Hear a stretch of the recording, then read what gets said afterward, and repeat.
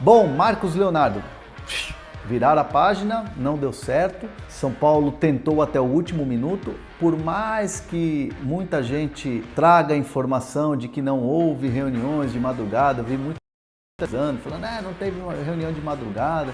Imagina que os caras do Al Hilal iam ficar acordados até de madrugada para se reunir com o São Paulo. Primeiro assim, eu quero dizer o seguinte, se você não acredita na informação, não precisa vir aqui.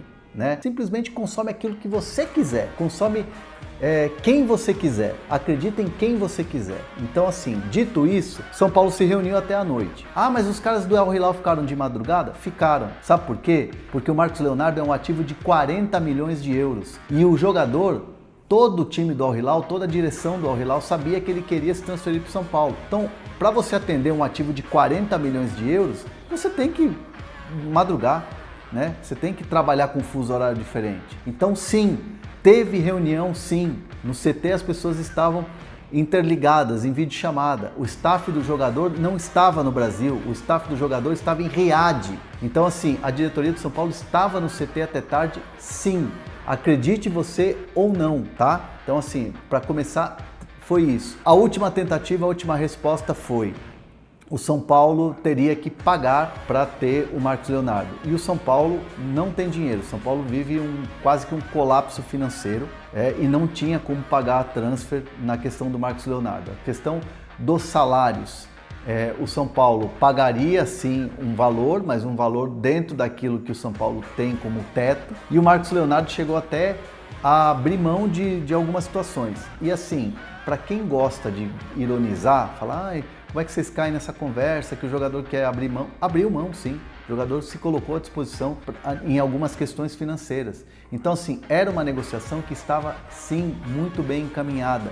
Sim, havia um fechamento de negócio entre o jogador e o clube. O Al Hilal dificultou a parada, certo? Dito isso, São Paulo vira essa página e agora olha para frente. Tem Rigoni chegando, Rigoni já apresentado, já anunciado, melhor dizendo, fica num contrato até o final do ano e depois o São Paulo vai renovar num contrato definitivo. O Rigoni fez aí, né? Vamos falar de jogador que abriu mão. Rigoni abriu mão de muita coisa que recebia, principalmente na questão salarial, para poder fechar com o São Paulo. Crespo ligou para ele, ele tinha muito desejo de voltar. Quando o Rigoni sai, o Rigoni ele fica muito frustrado de estar em fase ruim e gostaria de um dia voltar e sentir o calor da torcida. Então assim, foi uma negociação que se arrastou durante uns 15 dias, ela ficou muito fria durante um momento e aí depois voltou a esquentar nos últimos dias e ontem à tarde, né, foram horas fundamentais para o fechamento, tanto que o São Paulo anuncia rapidamente o Emiliano Rigoni. E é isso. E agora o São Paulo observa o mercado, sempre tem uma possibilidade de observar o mercado se você tiver ali oportunidades. Então é isso que o São Paulo vai fazer, é isso que o São Paulo vai Patrick Lanza está de saída, vai para um time do Chipre, né? O time que inclusive é do Davi Luiz, um empréstimo, né? Com opção de compra ou com uma obrigação de compra batendo metas. O time do Chipre comprando 50% do jogador por 2 milhões de euros. E pelo empréstimo o time paga 200 mil euros.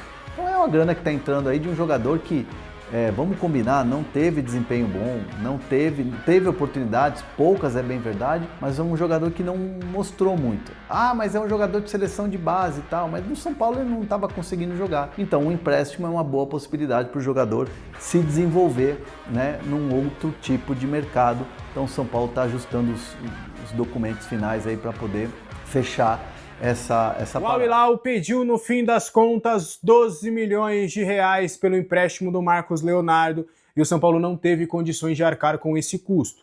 Lembrando, inicialmente o São Paulo tinha o aval do Al Hilal para aquele modelo de negócio onde grande parte do salário seria pago pelo Al Hilal e tudo mais, só que aí conforme o Al Hilal foi vendo que o Marcos Leonardo tinha mercado, o negócio vaza, né? E internamente o São Paulo ainda não sabe quem foi que vazou e para quem, mas que o São Paulo entende que esse vazamento pode sim ter prejudicado a negociação, porque várias outras equipes entraram no negócio e ofereceram condições melhores ao Al Hilal, que acabou voltando atrás daquele acerto verbal e quis, de fato, melhores condições. Nas inúmeras reuniões que Al Hilal e São Paulo tiveram, foi pedido 12 milhões de reais para a liberação como taxa de empréstimo, além do próprio Al Hilal querendo que grande parte desses vencimentos fossem pagos pelo São Paulo, só que o salário do atleta em nenhum momento foi o entrave, porque nesses 4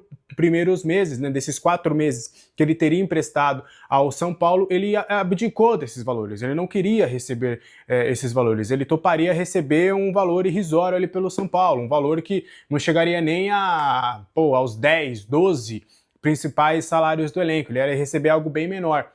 Só que o Al Hilal queria esses 12 milhões e o São Paulo não teve condições de arcar com essa grana, poderia até rasgar o FDIC e tudo, mas aí prejudicaria muito mais, então o São Paulo preferiu não tomar essa decisão, chegou a recorrer também a recursos financeiros fora do clube, mas por conta do curto tempo, das poucas horas, acabou não conseguindo essa contratação, então por conta de 12 milhões de reais, o São Paulo não conseguiu aí a contratação do Marcos Leonardo. O que você acha disso? Rigoni apareceu no bid e já pode estrear como novo reforço do São Paulo. O registro do Rigoni aconteceu na tarde desta quarta-feira, foi por volta ali das 3 horas da tarde, ele já foi registrado e poderá fazer a sua estreia já contra o Botafogo.